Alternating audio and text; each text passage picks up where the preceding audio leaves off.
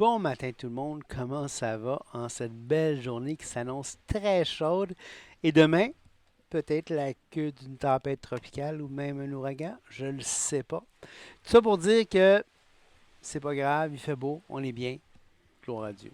Alors Et on a aujourd'hui, notre petit ami oui, le Colibri colibri qui vient nous qui, visiter régulièrement. ce matin, on avait le petit couple, j'imagine, hein, qui Ouais. était tout près en train de butiner dans les fleurs, les esclépiades qu'on a sur le Ouais. bord de la plage. Et les fleurs du saule, ça j'avais jamais vu un colibri butiner les fleurs d'un saule, c'est magnifique. Bon, écoutez, on est rendu au chapitre 4. On termine aujourd'hui notre série sur Colossiens. Écoutez, on va reprendre dans 2 semaines avec une nouvelle série après aujourd'hui parce que, Internet, c'est un peu fatigant. ouais, Au chalet, on a peu de données et on est obligé d'aller en ville pour télécharger. Et finalement, ben, on passe beaucoup de temps à télécharger plutôt qu'à profiter de nos vacances. alors 2 semaines de vacances. Quand on revient sur la côte nord, ben, on va poursuivre avec une nouvelle série. Pendant ce temps-là, de toute façon, nous, on a notre objectif d'apprendre Colossiens. Donc, Oui, c'est on va ça. se concentrer là-dessus. Et ben, on va être obligé de vous rendre des comptes à savoir si on l'a fait au début de notre prochaine série. Oui, tout à fait. Alors, Et ce qui est intéressant dans la portion qu'on est rendu, oui, si on se rappelle, hier, on avait parlé de l'importance que Paul accordait dans les fins de ses épîtres, les fins de ses lettres, sur les salutations qu'il donne. hmm, Une des salutations, il prend toujours le temps de saluer les gens. Et non pas seulement de les saluer, mais de les décrire, de donner une caractéristique, de donner quelque chose qui montre comment ces gens-là sont importants pour lui ou comment ces gens-là ont de l'importance pour les gens à qui il écrit. exactement. Oui. Et là, on va voir, on a déjà vu au verset 4-10, on a parlé d'Aristarque, qui était son compagnon de captivité. On a parlé de Marc, au sujet duquel il avait reçu des ordres et qui avait dit de bien l'accueillir. Et finalement, on arrive au verset 11 avec Jésus. Tu peux-tu nous lire le passage? Oui, Jésus, appelé Justus, vous salue aussi. Ils sont du nombre. Donc là, le il, le pronom personnel il, troisième personne du pluriel, fait référence à qui? Ben, à ceux qu'il a nommés un peu avant. Il a parlé de Aristarque, son compagnon de captivité, de Marc, le cousin de Barnabas, et là de Jésus appelé Justus, qui sont du nombre des circoncis, et les seuls qui aient travaillé avec moi pour le royaume de Dieu et qui a été pour moi une consolation. Épaphrase, qui est des vôtres, vous salue. Serviteur de Jésus-Christ, il ne cesse de combattre pour vous dans ses prières, afin que parfait et pleinement persuadé, vous persistiez dans une entière soumission à la volonté de Dieu. Car je lui rends le témoignage qu'il a une grande sollicitude pour vous, pour ceux de Laodicée et pour ceux de Hiérapolis. Donc, on peut commencer avec de parler du verset 11. Oui, Une chose intéressante, c'est qu'il prend la peine de mentionner qu'ils sont du nombre des circoncis. Donc, ceci qui signifie que ce sont des Juifs. des Juifs. Et pour Paul, c'est très important parce que, tu sais, dans Romains 1, il dit il se doit premièrement à Israël, puis ensuite aux gentils. C'est sa méthode. Dans les actes, on le voit à tout bout de champ. Il rentre avant d'aller vers les païens, avant d'aller vers les gentils, il va vers les Juifs. Il essaie de les convaincre. Et il y a vraiment un cœur pour sa nation. Dans Romains 9, 1 à 3, vous pourrez aller le lire. On Il pourrait va- prendre le lire. Oui, Il vas-y. dit, je dis la vérité en Christ, je ne mens point, ma conscience m'en témoignage par le Saint-Esprit. J'éprouve une grande tristesse et j'ai dans le cœur un chagrin continuel, car je voudrais moi-même être anathème et séparé de Christ pour mes frères, mes parents selon la chair, qui sont israélites. Hmm.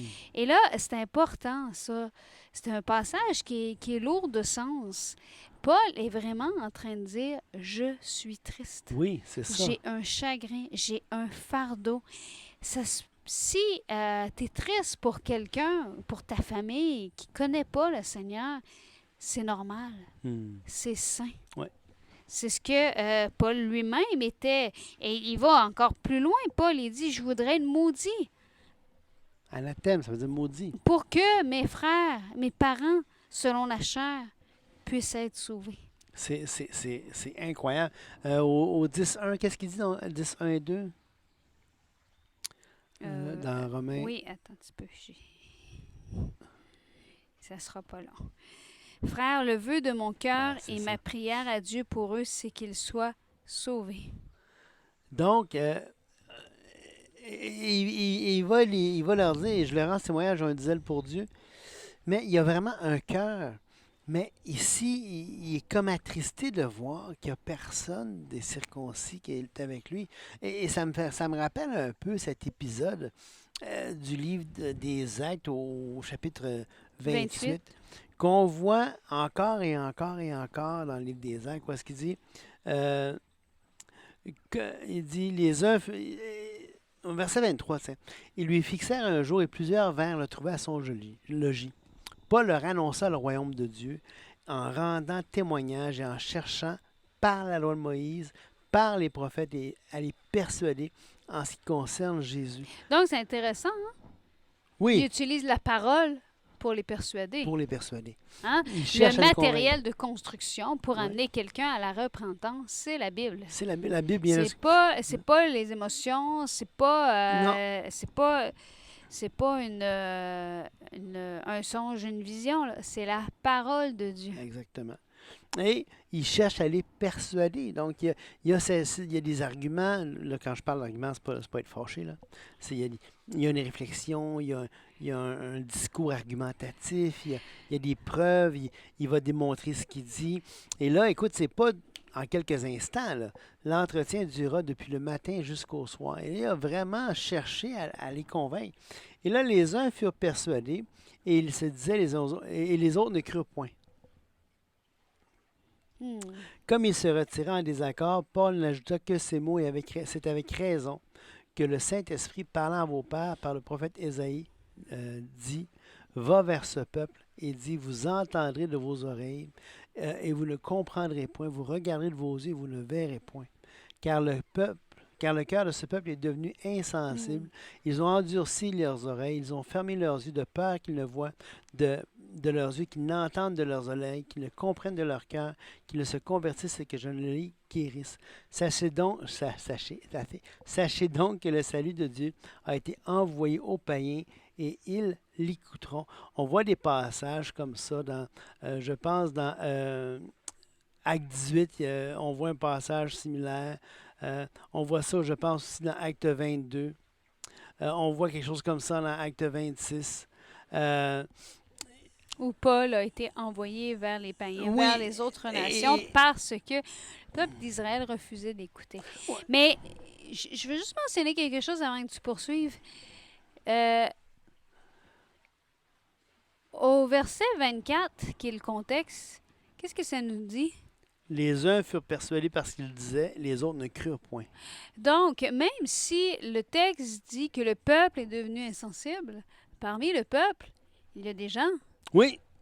qui se sont laissés persuader. Oui. Et ce qui est intéressant ici, merci Julie de le mentionner, c'est que le cœur de ce peuple est devenu insensible. Pourquoi il est devenu insensible?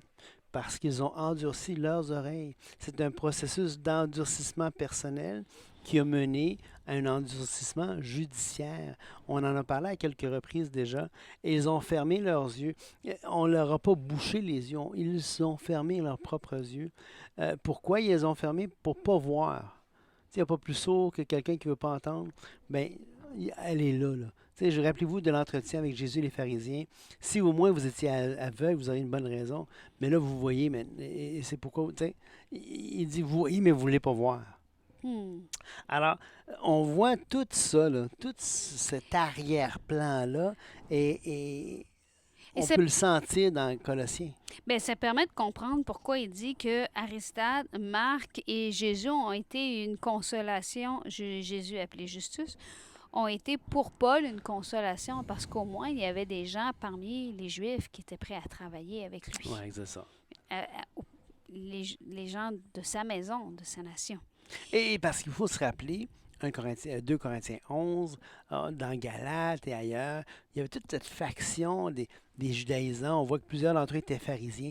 Il y avait probablement connu Paul du temps qui était pharisien, qui étaient des judaïsants qui cherchaient à convertir les païens, non pas au christianisme, mais ils cherchaient à en faire des Hébraïs, à les hébraïser, on peut dire, ou à les judaïser plutôt. Et pour ensuite les convertir au christianisme. Il fallait qu'ils passent par tous les rites du prosélytisme de l'époque, là, pour ensuite convertir au christianisme. Et Paul s'élevait contre ça. C'est quoi cette histoire-là? Et la circoncision, en fait, pas circoncis. C'était des non-juifs. C'était pas des gens de la descendance d'Abraham. Il n'y avait pas besoin de se faire circoncer. Alors, il y avait beaucoup de juifs qui étaient contre lui. Hmm. Il y en avait peu de juifs qui se convertissaient finalement à cause de cet endurcissement volontaire de leur propre chef. Il y en avait peu qui étaient avec Paul. Et là, on arrive en fait au verset 12 et 13 et on revoit notre ami Épaphrase qu'on a rencontré dans Colossiens 1,7 pour la première fois dans le livre, où est-ce qu'il a été qualifié d'un bien-aimé compagnon de service et d'un fidèle ministre de Christ. Et on voit aussi que c'est lui qui est responsable du salut des Colossiens parce qu'ils ont connu la grâce de Dieu conformément à la vérité d'après les instructions que Épaphrase leur a données. Donc ça, c'est important. Et Épaphrase, qui est des vôtres, ça veut dire que c'était un non-juif, vous salue, serviteur de Jésus-Christ. Et là, je trouve ça magnifique. Hein? C'est fantastique. On a dit bien-aimé compagnon. On a dit fidèle ministre de Christ. Et ici, Paul dit serviteur de Jésus-Christ. Il n'a pas peur de qualifier la personne selon la manière dont il agit pour Christ et comment il agit envers les autres. Parce que lorsqu'il dit bien-aimé compagnon de service, il parle de sa relation avec. Lorsqu'il dit fidèle ministre de Christ, il parle de la relation d'Épaphrase avec Dieu pour les autres. Et c'est quand même très, très précieux. Aujourd'hui, on n'a pas tendance à faire ça. Non, exactement. Parce que on est dans un monde très individualisé, puis on oublie ce passage-là du psaume, du livre des psaumes. J'en ai parlé après une des épisodes l'autre jour, puis je voulais revenir là-dessus. C'est qu'on n'est pas sauvé pour nous-mêmes. Puis ça, Épaphrase avait bel et bien compris. Il n'est pas sauvé pour lui-même. Nous ne sommes pas sauvés pour lui-même. Le livre des psaumes va dire que Dieu ait pitié de nous. Qu'il nous bénisse. T'sais, on veut être béni, puis on est très individuel, on veut vraiment être béni. Nous, moi, moi veut être béni par Dieu. Qu'il fasse luire sa face. C'est correct. Oui. David, le chef des chantes est en train de le dire. Oui, non? il le dit, c'est parfait. Pause. Qu'est-ce qui vient ensuite? Afin. Donc, le afin, la conjonction, c'est une conjonction. Oui. Afin que l'on connaisse sur la terre ta voix. Alors, on nous bénit, que Dieu nous bénisse, okay? Que Dieu nous fasse luire sa face sur nous, afin que... Donc, connaisse sur la terre ta voix et parmi toutes les nations ton salut. Alors, on n'est pas élu, on n'est pas choisi, on n'est pas sauvé pour nous. C'est toujours pour les autres. Et ça, Épaphrase avait bien compris, au point que Épaphrase ne se contentait pas d'avoir amené l'Évangile. Il ne cessait de combattre pour vous dans ses prières, afin que, parfait et pleinement persuadé, vous persistiez dans une entière soumission à la volonté de Dieu. Ici, il y a plusieurs choses. Dans ce petit verset-là, premièrement, on voit quelqu'un qui combat dans les prières. Et comme on a vu, combattre, c'est... On a une petite abeille ou... Salut, toi. Qui est tout... Une petite mouche, elle est toute belle. Non, c'est pas une mouche. Non? Elle est vraiment mignonne, en tout cas. Fait que... OK. Excusez-nous, petite perturbation. Et il dit, il ne cesse de combattre pour vous dans ses prières. Et comme on avait déjà vu ce terme-là, qui est... Agonie de sommeil, je suis encore perturbé par la mouche, désolé. Je suis revenu. C'est ça qui arrive quand on est déficit d'attention. Oh, une mouche. Agoniser. Agonie de sommeil. Qui veut dire... Agonie de sommeil. Oui, c'est ça. Ça vient de agonia. Agonie. Hein, on a le mot agonie aujourd'hui. Quelqu'un qui agonise. Quelqu'un qui est vraiment... Mais là, dans le terme, ça veut dire travailler jusqu'à... plus fort que tu peux, jusqu'à épuisement, à la limite. Parce que ça voulait dire, dans le temps, pour se mettre dans le contexte, on en a déjà parlé, à l'Agonia, c'était un endroit où on s'entraînait au combat. Et la particularité de ça, c'est que cet entraînement-là se faisait à l'année longue. Et les juges qui venaient pour évaluer la performance des participants, des combattants, c'était pas seulement lors des joutes qu'il évaluait. Il évaluait même l'entraînement des participants. Et là, on appelait ça l'agonia parce que c'est là qu'il y avait les combats, c'est là qu'il y avait l'entraînement, et les gens en suaient toute une shot. Et c'est venu à vouloir à décrire ce genre de combat par métaphore, ce genre de combat inlassable, tu sais, que tu te dévoues à quelque chose de toutes tes forces. C'est ça que ça voulait dire. Et on voit ici ce combat de toutes ces forces qu'Épaphras va faire dans la prière. Et vous savez, la prière, elle change les choses. Ah, c'est pour ça qu'il mettait autant d'ardeur. Oui. Il disait, après, il priait pourquoi? Pour que les gens de Colosse soient parfaits et pleinement persuadés. On a déjà parlé du terme parfait, hein, complet. Et qui, comme on a vu dans Colossiens 1, Paul priait pour la même chose. Hein? Oui. Nous ne cessons de prier pour vous et de demander que vous soyez remplis de la connaissance de sa volonté pour marcher d'une manière digne du Seigneur et lui être entièrement agréable. Et là, dans Colossiens 4, attendez, j'y retourne, verset 12, quand vous persistiez dans une entière soumission de la volonté de Dieu, et là, posez-vous pas de questions où vous la trouvez, la volonté de Dieu. C'est la parole. On l'a déjà établi. Et dans les épisodes précédents, oui. il dit, et là, il est en train de dire, là, je veux pas seulement que vous ayez compris le salut, je veux que vous soyez parfaits dans votre marche. Oui. Que vous soyez soumis à la volonté de Dieu, que vous marchez d'une manière digne pour lui être agréable. Oui. Et là, écoutez bien ce qu'il dit au verset 13. Je lui rends le témoignage qu'il a une grande sollicitude, une inquiétude. La sollicitude, là, c'est quand, si tu vas voir le mot, je suis sûre que c'est quelque chose de très intéressant. Oui. Le mot sollicitude... c'est comme un zèle, hein? Oui, c'est un zèle. C'est zélos, d'ailleurs, en grec. Ça veut dire, parfois, ça peut être très positif, des fois négatif. Quand Paul va dire, on l'a lu tout à l'heure, je vous rends témoignage qu'ils ont un zèle pour Dieu, zélos. Ils ont comme ce désir intense, cette sensation intense. Une grande inquiétude, un grand zèle, une ça grande... peut décrire une jalousie. Une ferveur. Il est parfois traduit par jalousie pour décrire la jalousie d'un homme par rapport à sa femme. T'sais. C'est ce genre de sentiment très intense là. Alors, quand il dit il est comme quasiment jaloux de vous autres. T'sais. Il vous aime tellement, il est tellement c'est ça, rempli de sollicitude pour vous. Et là, on voit qu'Épaphras, non seulement il se souciait des gens de Colosse, mais aussi il avait travaillé avec Laodicée et Hiérapolis. On peut passer, je pense, au verset 14 si on veut terminer. Hein? Oui. On a dit qu'on terminerait aujourd'hui. Il nous reste 4 versets. Luc, le médecin bien-aimé, vous salue, ainsi que Démas.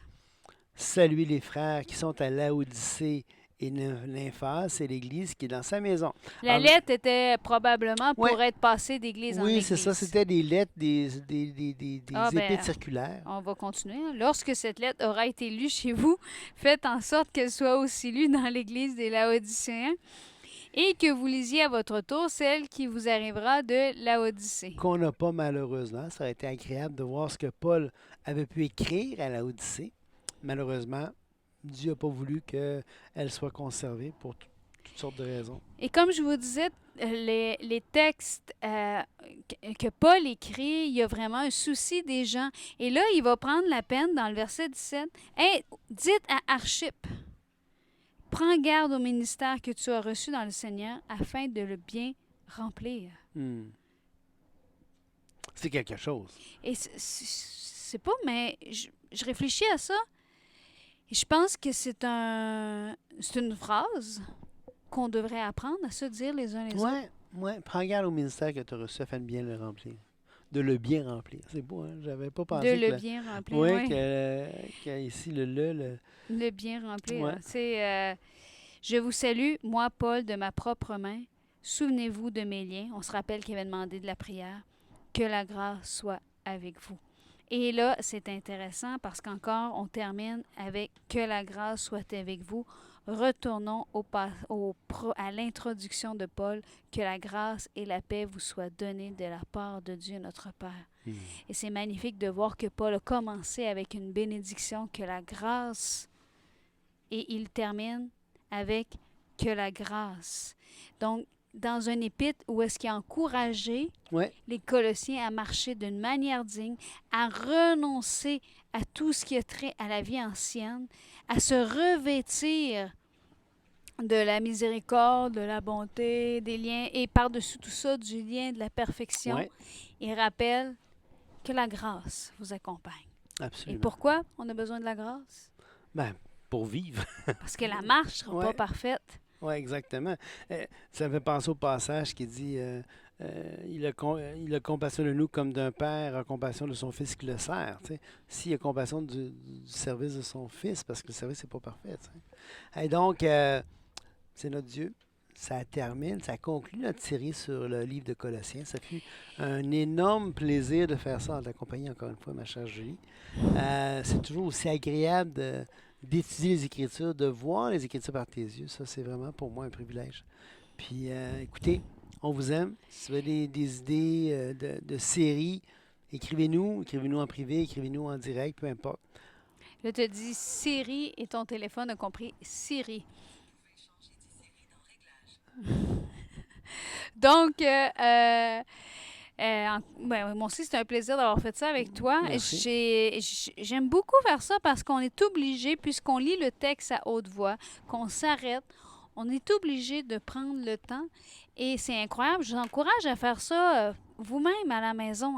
N'oubliez pas qu'on a décidé de faire ça pour vous encourager à prendre ce temps-là, soit en famille, soit en couple, soit seul, soit avec nous, pour découvrir de plus en plus notre Dieu par la parole.